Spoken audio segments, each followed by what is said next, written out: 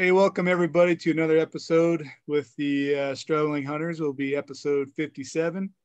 Thanks for giving us a listen. We appreciate it. Uh, we're just sitting here struggling through our days, trying to ponder on what we're going to talk to you guys about. But as we sat here pondering, reflecting on our past week, and we try to talk about what we want to discuss with you guys, and sometimes it's probably hit and miss on what you enjoy and what you don't. But either way, we hope you stick with us through the end and give us a like, share. Hopefully it's, you find some value in it one way or another, or just wanting to encourage us, give us a like, tell a friend. We like it. But anyways, I guess with that little spiel, we'll go ahead and kind of dive into episode 57. And that's pretty much going to be what we've done the last little couple days since our last podcast. And some of that is hunting, some of that is family activities, and some of that is doing what it takes to survive. If you want to say. But I guess you want to start us off somewhere in there, Eric? Yeah, I'll go ahead and start with my weekend. I mean, I didn't get out and go hunting very much. Well, at all actually. But I went over with the family. We went over to the Denver area. I guess the highlight of that weekend was that we went over to the zoo, had a really good time, enjoyed hanging out with some family and friends, and it was a really good time. Got to see all kinds of animals that you don't always get to see. Saw my favorite go ahead. I was going to say, so it wasn't like you're wandering around in the woods trying to find something. You actually were able to see animals. Yeah, I kind of made that joke with my wife. I said, I've been struggling with hunting so much and finding animals during season. I said, man, this zoo trip might not work out very well for us with my luck. We might not see anything in the zoo. So, anyway, yeah, she kind of laughed. She didn't, I don't know. It wasn't a joke that really hit home, you could say, but I tried. But anyway, yeah. So, I don't even know where to go from there, man. Like, well, I'll tell you this, those elephants are so huge, man. Like, if we ever go to Africa, I don't really have a desire to do a safari hunt necessarily. But man, I would love to go to Africa and just see all the wild animals, and yeah, they're just huge over there, man. It's crazy. Like, what is that? The hippopotamus? Yeah. Hippopotamus.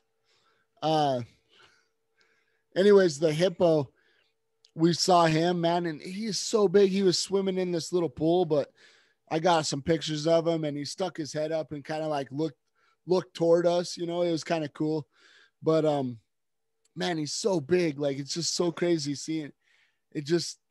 It's hard to fathom that big of an animal is alive today. I mean, it's crazy. And then the elephant too. The elephant, I mean, they're so big, man. It's amazing how big these animals are. And then we saw a rhino.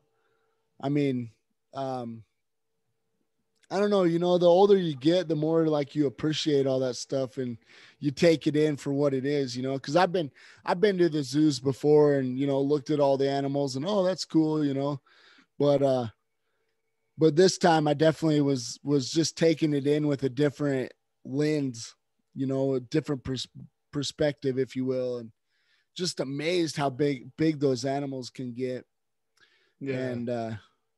And then one of my favorite animals of all time is the lion, and got to see them. Now they were kind of moving around, and they're big animals too, and I can't imagine what they look like in the wild. Cause you know, the zoo animals, you kind of think that I don't know if they're so much smaller, but they're probably not as cut or as, you know, like beefed up as maybe the wild lions are. That maybe true. I don't know. Maybe they get fed better at the zoo, so maybe they could be bigger because they get fed more often and so you know I don't know if that's true or not. Just kind of a thought, but yeah, I just seeing those lions, you know, like they were growling and stuff, and man, it was pretty awesome. Years ago, I was at the zoo, you know, like 6-7 years ago, give or take, whatever it was, and heard a tiger growl, and a tiger growl is the most craziest growl you could hear. The lions are pretty, you know, like they have a pretty crazy growl, but the tiger growl is really crazy. And we saw a tiger too, which was really cool, but he was just chilled, laid back, sleep. Well, the lions were laid back, sleeping most of the time too, but they were kind of moving around toward the end of the day when we were finishing up. They were kind of moving around a little bit, so got to see a little movement out of them. But that is kind of the funny thing about the zoo, you know, like you'd love to see all this action and activity, but most of the time these animals that you walk by, you know, they're just kind of hanging out. Like, I mean, you know, they're just chilling, you know, they're not really making, you know, they're not doing a whole lot of action. So, right. But the price of tickets weren't that bad. It was pretty cheap for the whole family and stuff. So it was good.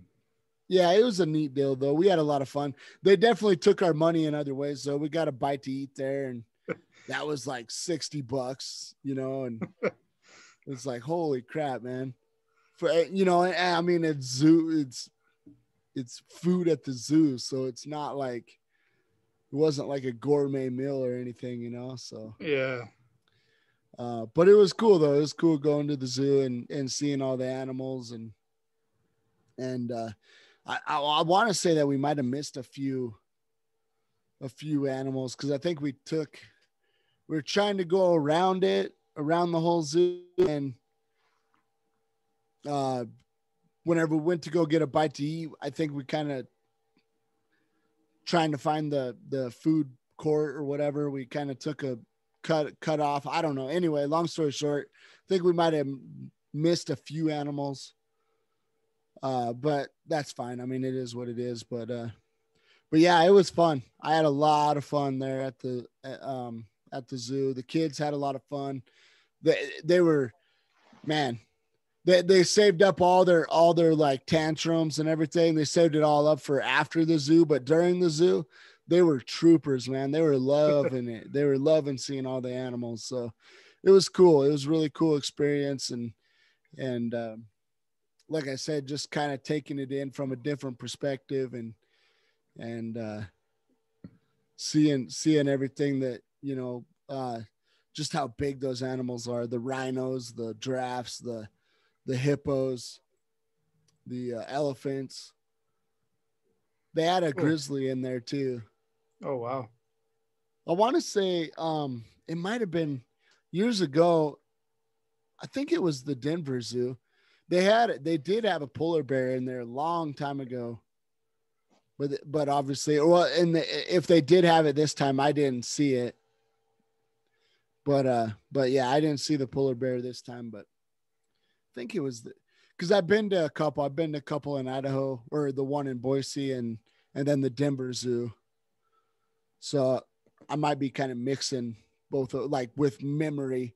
I might be mixing which animals I saw and which animals I didn't. Because I also want to say that when I went, this was like back in 07, 08, whenever I went to the Denver Zoo, they had gorillas there too. But that might have been at the Boise Zoo.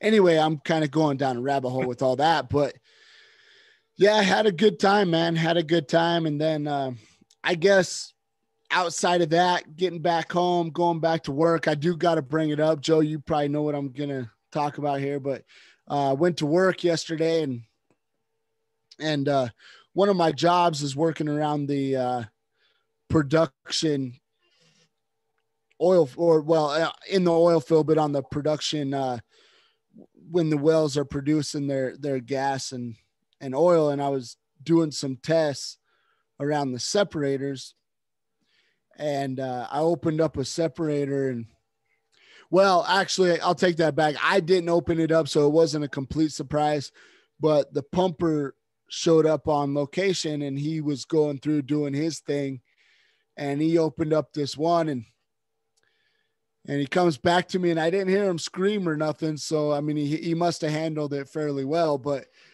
he comes back to me and he's like, well, how much do you like snakes? And I was like, this is a test, you know? And I was almost thinking of being like, oh, I love them, you know? Cause now that I'm saying this, it'll be totally used against me, but I've used this trick in the past. If you tell people that you have a fear of snakes, what's the first thing that they do? They try to throw snakes. They throw snakes in your face. I hate snakes. It's not that I'm deathly scared of them, because I don't mind like throwing a freaking shovel in their neck, and I'm just being honest, but I don't like them. Like they're not my friend. I don't want to cuddle with them or nothing else, you know? And so, yeah, whenever he did that, you know, I'm like, I don't know, is he testing me or what? You know, like I didn't know what he was going to do, you know? But in the past, I've been known to be like, oh, I love snakes, you know, but I freaking don't. But it's just because I don't want, you know, I know that people, if the second I say that I hate them, they'll throw them right in my face or whatever. So anyway, long story short, walked up and there was a big old bull snake wrapped around the inside of the separator and staring at me and the pumper. And we got a few pictures of it, and it was pretty cool. It was pretty cool. That thing was long though. I mean, he was wrapped up around the separator stuff, so it's hard to really tell how long he was, but it wouldn't surprise me if he was reaching 6 feet or so. I'd say anywhere between 5 and 6. So Jeez. he was a big boy. Those bull snakes, they get pretty big. They're crazy creatures. They're crazy that way, but yeah. Anyway, yeah, it was quite the ordeal there. So, survived that. Good. I stayed away from them as much as possible. I actually still finished because I really considered, I was like, you know what? I might be done with this pad today. You know, I really considered it, but I was like, he's in that set. I'll just stay away from that separator, you know, and do my stuff out around him or whatever. But I really consider, you know, I'd definitely be like looking around on my surroundings and everything while I was there, you know, make sure that he wasn't slithering around me or anything. So that was kind of a cool experience. And yeah, I guess fast forward to today, man, that was kind of my weekend. That was the events of my weekend. Obviously we're in the middle of turkey season. I got basically 2 more weekends to go out and try to get something. And that's my plan for this Sunday. And I'm hoping for the best, but the last couple weekends, I obviously haven't been able to turkey hunt. So definitely missing getting out there in the woods and going for it, you know? Yeah. Yeah, well, that's my weekend. At least Saturday, I tried to do some turkey hunting, and by trying, I slept in, and by sleeping in, I think I didn't get up quite as early. I still got up there fairly early by like 6:37, but I was tired little boy. Got up to a spot where I was wanting to set and watch, and a good size opening in the scrub oak, and set up my decoys. And I thought I was hoping, it's one of those, like, you know, you get feeling pretty good about a spot. I had my little like spot I was setting up in the scrub oak. It kind of had scrub oak around me and kind of coming up over my head. So I felt like I was kind of tucked up in a spot, you know, pretty good. And I was like, yeah, this is it. You know, this is going to happen. If it happens, you know, this is it. And I sat there, and the wind was blowing pretty good. So it's not, I couldn't hear anything gobble, you know, like just, there's enough of a wind. And I felt like, you know, like if I hit my call, there's only going to be one direction my call is going to go. So the odds of there being a turkey downwind of me was going to be fairly slim. And, but I was, you know, I was tired, and I had a couple of the good, you know, head bobs where it's like your head just falls off a cliff and sudden stop. And a couple good, I think, half-hour bouts where I fell asleep. And then I got tired of that, and I was like, I'm not going to fight it anymore. So I just pushed my butt pad up towards my head area and leaned back and laid down and fell asleep for a little bit. Got some shut eye, and I woke up from that, was feeling pretty good. And I sat in that little stand for a good little chunk. And finally decided, you know, I maybe should go look someplace else. Went up and picked up my my decoys, but there was turkey poop in that area, but it was a little bit dried out, a little bit old. And hiking out of that area, come across a couple turkey feathers.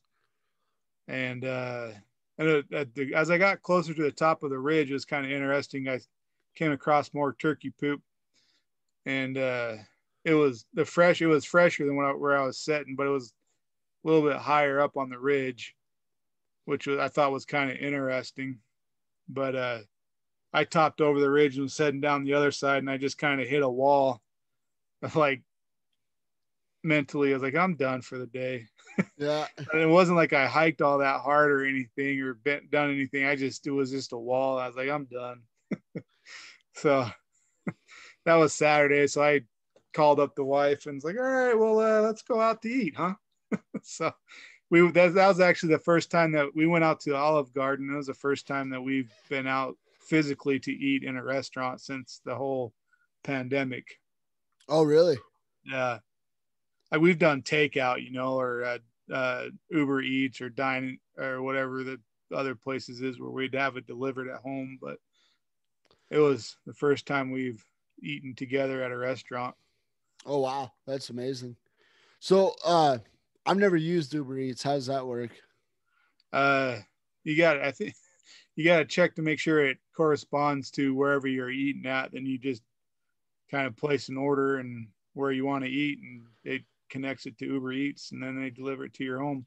Sometimes it's like a $2 to $5 charge. Well, at least here in this area. That's not bad though. No, sometimes it's a little bit more than that, but we definitely we'll choose where we eat sometimes depending on how much it costs to deliver to us. Oh, gotcha. But like Man, I said, that's not bad. I kind of assumed that it'd be like $10 or something. there's every once in a while there's one about that much, but like for the most part, we pay like $5, $6 to have it delivered. That's not bad for the convenience, you know? Right. And that's the one thing that you know, like we'll go home from work every once in a while. And we kind of, where we live is kind of a ways from restaurants, you know, anything, it's kind of a drive. So it's like a 15, not that we're, you know, out of city limits, but it's, you know, like a 15-minute drive, 20-minute drive to go get something to eat just through traffic and getting up to where it's at. And so we get home and it's like, well, I don't feel like going back out for you know, like a 2 hour or hour and a half or whatever it is to eat and drive and come back. So we'll just order in do it that way just to save time. But yeah, we definitely take advantage of that over the COVID. But yeah. So that was Saturday. It was fun. And then Monday, yesterday, I went out and I've been hunting the same ridge. I should go, but and the reason I have been is because I've been seeing turkeys there off and on. And Monday I went back out and I kind of like, it was windy. So I was like, well, I'm just going to use this as a glassing day again, like or a glassing day. I can't hear anything very well. One of those things, like, what senses do I have that can be benefited the most in this situation? And so I did a little loop around the little hill thing that I've been hunting on, just looking for fresh sign, fresh tracks, fresh poop, and went around the one side and got glassing this other little ravine. And I look over and I was like, oh, two turkeys. All right. Yeah. So I was like, it was like 6 o'clock. So I had a couple hours till dark, and it wasn't that big of a ravine crossing. It was just kind of a lot of scrub oak to get through at some places. And so I was like, I'm going to do it. So I kind of made a game plan, dropped down, went up the other side, and I went up on the uphill side of them. So I think I messed up a couple things. Is one, I spotted them, and I probably should have took another few minutes to see what they were doing. I more or less kind of got a lay of the land where they were at, and then just took off instead of, seeing which way of the ridge they were going to head up or down. And so my plan was to go uphill from them and then kind of work my way downhill to them. Well, that's what I did, but I didn't take into the account of how much scrub oak was going to be between where I'd come out above them and to get back to them. And so it was fairly thick. It was thick enough to where, like, I didn't feel confident that I could make my way through it without spooking them. So I sat down and tried calling, and that didn't work. And so I called for a little bit, and I picked up my decoys, and then looking at onX and found that I was kind of setting on the edge of it was a pretty good size scrub oak patch. Like, it was huge. So I took and I haven't really been on this ridge that I was on. So like, well, I'll just kind of, again, go back to scouting since I haven't been over here and try to figure a way to get up here without going through that ravine. I walked around the scrub oak and took time and looked, and I couldn't come across them again, but I did come across some more turkey tracks and turkey poop, fresher looking stuff. So it kind of got me a little excited. But so that's going to be the next plan, is to hike in there and hopefully come across something. I don't know. But the interesting thing is where those turkeys were is I've seen them in that spot, roughly the same spot and roughly the same time of day. So that's interesting. Right. And I was trying to think, and I think it was even a Monday the last time I saw him too, because I came back and told you about it the next day. So if anything, I need to be, if I don't see him there again, I need to jump up in there Monday, I guess, and see if they're there on Mondays. Yeah, maybe they'll show up on Monday. But that's been my hunt the last couple of times going out. But so something to look forward to. Trying to learn and trying to better myself, from not that I'm making huge mistakes, but just trying to key on what I've been finding success at and just building off of that. Well, speaking of that, let me ask you a couple hard questions. Okay. It's time for the hard questions coming at you. Heart to heart. Okay. Heart to heart. What do you think's been working for you the best? More or less going back to the same spot where I've been seeing the turkeys. And then trying to use like the senses. I don't know how else to say it. I should come up with another word than the senses, but like other senses that are available at the time. And what I mean by that is, like, if I can't hear very well, make sure that I'm got the binoculars out, looking in the spots where it seems like I've seen the turkeys. And then if the wind's not very loud, making sure I'm listening as keenly as I can. And that's been kind of interesting. I think we talked about it before, just listening to birds, but I don't know how many times that like I'm sitting there and I feel like I can hear this is where I'm maybe messing up more, not realizing what I'm listening to, but I feel like I can hear, their purrs, like how they have that kind of like purr and a cluck in there. Uh-huh. And I feel like I hear that, but like I can never see anything. So I can't confirm it. And I'm too scared to like, maybe I just need to do it once just for the learning experience, but I'm too scared to stand up and like make my way towards that sound because I'm thinking there's something moving in, but nothing's ever manifested itself. So, I need to gain an understanding of what that is, I guess. So it kind of makes you feel like you're losing your mind a little bit more than anything. Yeah, like, yeah, exactly. Cause I'm like, well, is there nothing there? But at the same time, like, you know, like I've had some birds that sound like there's, a turkey chirping a little bit, but this one, like I said, it's a little different because it has that like little purr that they make and a cluck. So it's like, to me, I'm like, no, that's a turkey.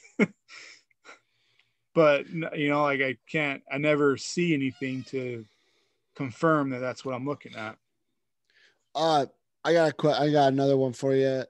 What kind of when you do see the turkeys when you're spotting them in your binos or however you're spotting them in any other shape or form, is there a similarity to the terrain when you spot them, or is it kind of vary? It's been all in the scrub oak. Scrub They've oak, been, huh?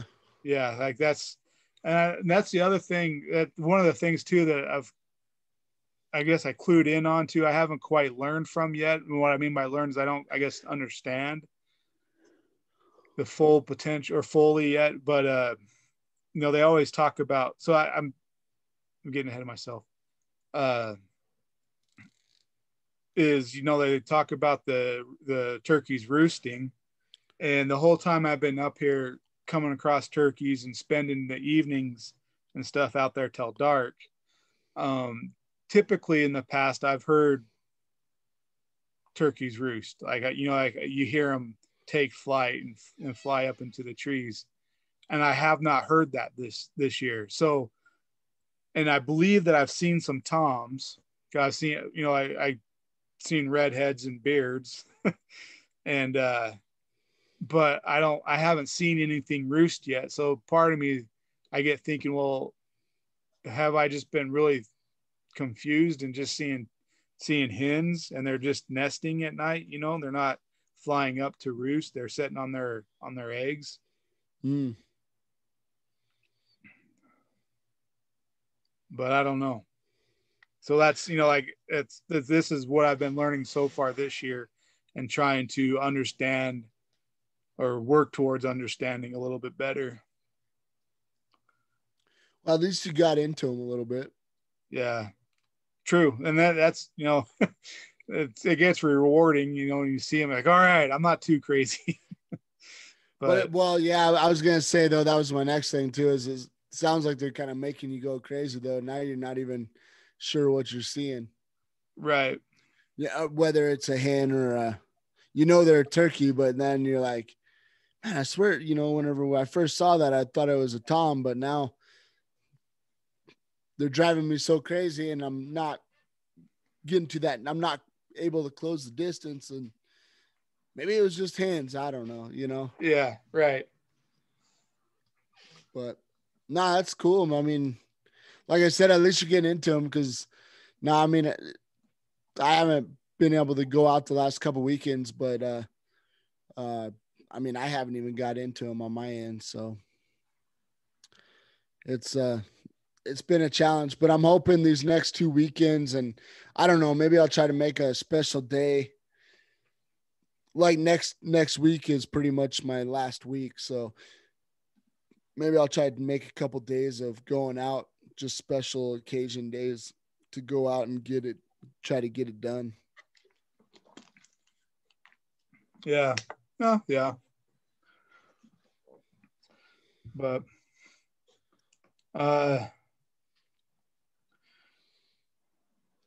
yeah, that's the, trying to get it done. There's a lot to it, I guess. I don't know how some people, I think that's, they're just learning, picking up these little things like this, trying to, I get as we talk, like the struggling hunters is, that's what we're trying to do here. And like, I think so far as, talking for a year, I think is helping at least me, keep everything, retain knowledge, or, talking about things, whether it's turkey hunting, deer hunting, or elk hunting. And usually, like I try to think of it over the year, but, you know, between one season to the next, as far as like, let's just say, deer hunting, for example. Um, when the deer hunt comes, I'm kind of all into it, trying to focus on it and studying on it, but like not really having any, like there's people to talk to, but it's, spending once a week talking hunting on the podcast here. I'm hoping that it helps sink some things into my mind to help me either stay motivated or not overlook something during the season that like I'm typically overlooking or just don't even think about because I haven't really discussed it. Yeah. No, I feel you. I feel like that's the greatest thing about doing this podcast for me is just always thinking of hunting and kind of staying in that mode, like, because I feel like in past times you do the hunting thing and you're like, oh, I'm the greatest hunter ever, October through December or whatever. And then like that time leaves and then you don't even think about hunting for the rest of the year pretty much. And doing Right. this podcast, that's the one, there's a lot. I mean, I don't know. I feel like I have a list of them, but that's one of my favorite things about this podcast is just staying in the loop of hunting all the time.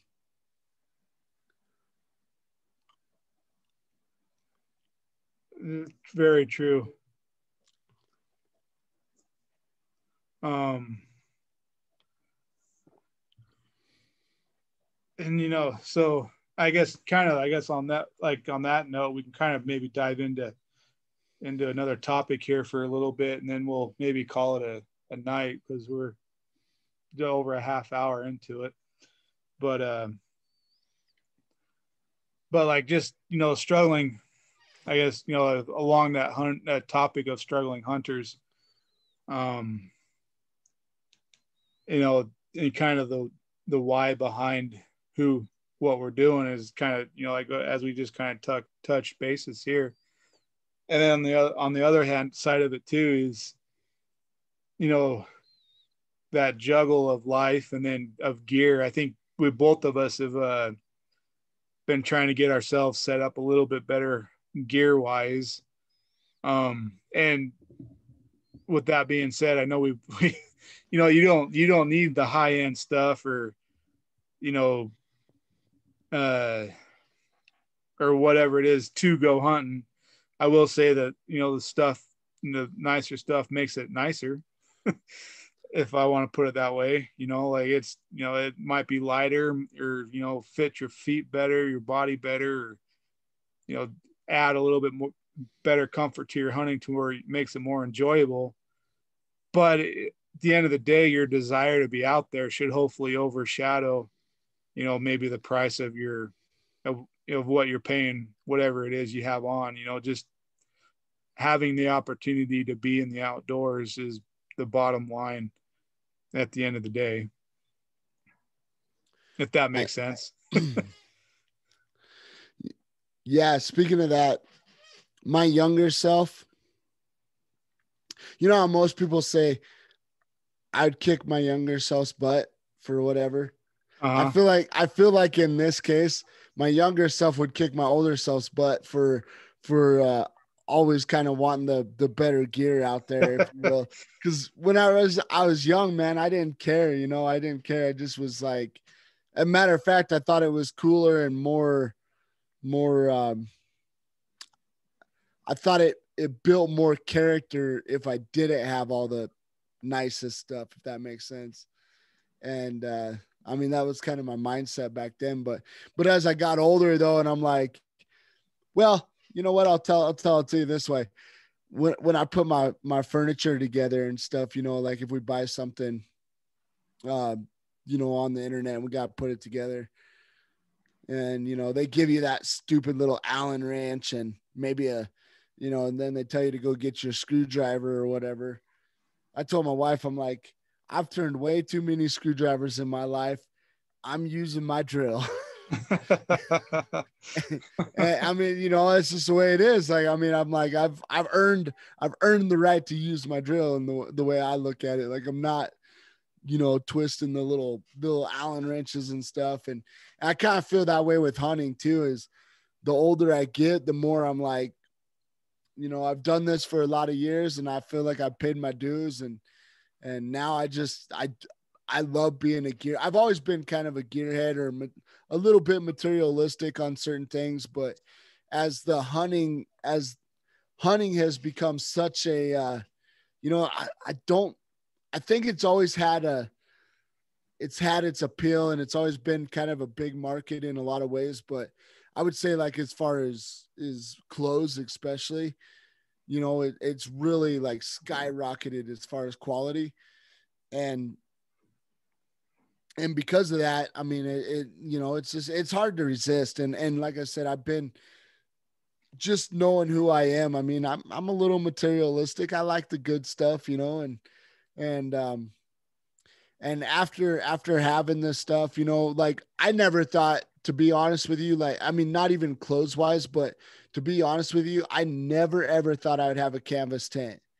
And then I found myself buying a canvas tent, and there was nothing wrong against them. I just thought that they were, I just thought it was kind of I was like, well, I'll go from probably regular tent to camper. That's really what I thought. But doing this stuff, sometimes I think a camper would be easier, but I was like, you know what, man, like, I'm just not ready to be in a camper, be a yuppie camper.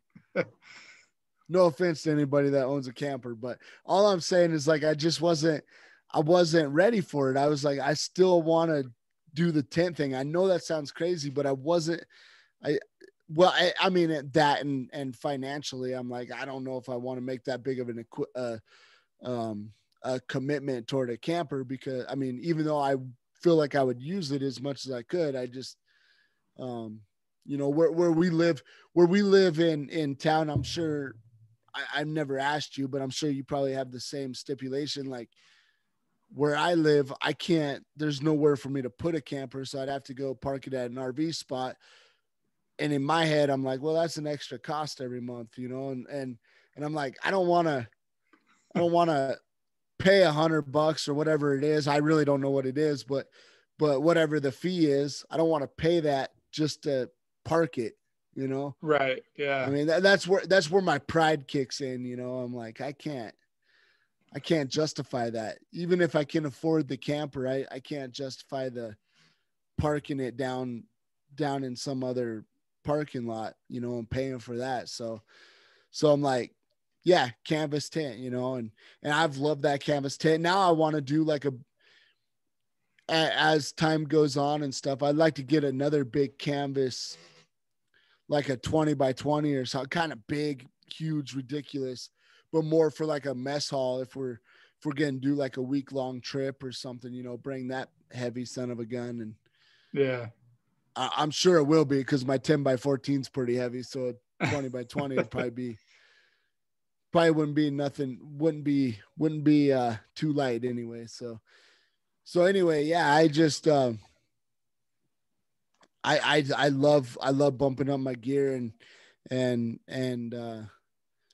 as I get older, I mean, that stuff, it's nice to have. And a lot of it, I know me and you, Joe, we've kind of entered this space where we kind of had a lot of this stuff, but then it was like, oh, you know what? It's been so many years. It's time to upgrade and get better stuff. And my favorite saying is buy once, cry once. So, that's kind of the way it is. There's stuff though, like my pack. I think it's going to hold me over for a few years or whatever. It's going to be a great pack, but I would kill to just have one of those $600 packs. I mean, those $600 packs look so nice and look so like they're the cat's meow of all packs. So I definitely would like one of those too. But this one that was, quite a bit cheaper, it's going to hold me over for a while and I'll be happy with it. But well, I was going to say too, like with that being said, like, you kind of hit the nail on the head. We talk about, like working towards getting the higher end gear. But the end of the day, we make these big purchases maybe 2 or 3 times a year, but the goal is to have it for a couple of years, like wear it out. Like it's not like a brand new backpack every year or brand new 10 every year or brand new boots every year. It's going to get used, it's going to get abused, and it's going to get worn out. So yeah. Well, so I've said it before on this podcast, but one of my the brand, or as far as the clothing brand, to kind of add to what you just said, my favorite hunting camo brand is QU. And I started just kind of going after the more solid colors for kind of what you were just saying is like wearing them out and using them a bunch. I was like, I'm going to buy the more solid colors and I'll just wear them out and about, like when I do go out in the woods or if I go to town. I mean, it's nice enough. You can, wear it to a football game if you want. And I mean, it looks, it's fine. And it's kind of, especially football being colder weather and stuff in the later season of the football season, you kind of set up to, that QU stuff or whatever hunting stuff. If you have the layers and, you're set up to stay warm there. So, it kind of benefits you to, so I've been just buying more solid colors though. My point is to be able to, wear it outside of just going hunting, right. And sport it around town. Plus it's always cool to walk into the old grocery store and have your QU stuff and be like, yeah, I like expensive stuff. I'm one of those fancy guys. Where's the old sirloin steaks at? Yeah, exactly. Just kidding. I'm here for the chicken. Yeah, right. Where's Top Ramen? Yeah. Oh shoot. But yeah. I think that was kind of a little I don't know, maybe we could get into it later because I feel like we kind of a little bit fell off of what you were really trying to hit home. Well, no, I think it kind of did. I mean, it covered it because it's kind of who we are, kind of what we're about in a ways as far as what we're doing, how we're going to use stuff, why we're going to use stuff, and, learning, that's there. Our gear is probably going to change as much as how we hunt is because it's all going to, change over the years. There's always a reason why you like something, I bought this for this particular reason. It's kind of like a flathead screwdriver, it's only going to fit a flathead screw. You can make it fit in probably a Phillips, but it's not going to fit so great. But that's kind of how everything we use is. It has a purpose and it's going to get used for that purpose and maybe some other things, but it's going to get used. Yeah, for sure. No, that's a good point. That's a good point.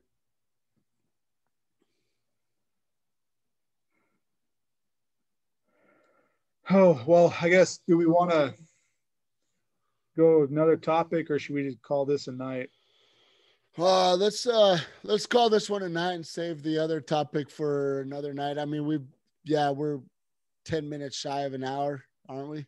Yeah, just about, give or take. 45 minutes. So, we can kind of call this one a little shorter and go from there. Yeah. So I guess we kind of just said it. So guys, thanks for listening. Appreciate you for listening to the number one hunting podcast in the world. Probably not so much true, but we're getting there. Hey, we're number one in our books. We're number one in our books. I think that we're getting closer and closer every time we drop a podcast. So, we'll get there one day. But seriously though, like we're really enjoying doing this thing. Obviously, we've probably said that a million times, but thank you guys for giving us a shot, listening. I feel like on all of our platforms, we've kind of been getting a little more attention, which is awesome. Thank you guys. Also, again, consider sharing our podcast with your friends and other people and show them, what we're about, what we're doing, and we're kind of, I mean, one of the things that we always said about this podcast was kind of wanted to make it feel like you were kind of in the room with us. Sometimes we might get outside of that, but you're in the room with us, kind of just hanging out with us for 45 minutes, an hour, however long that is. But we're all hanging out together. That's kind of the feel.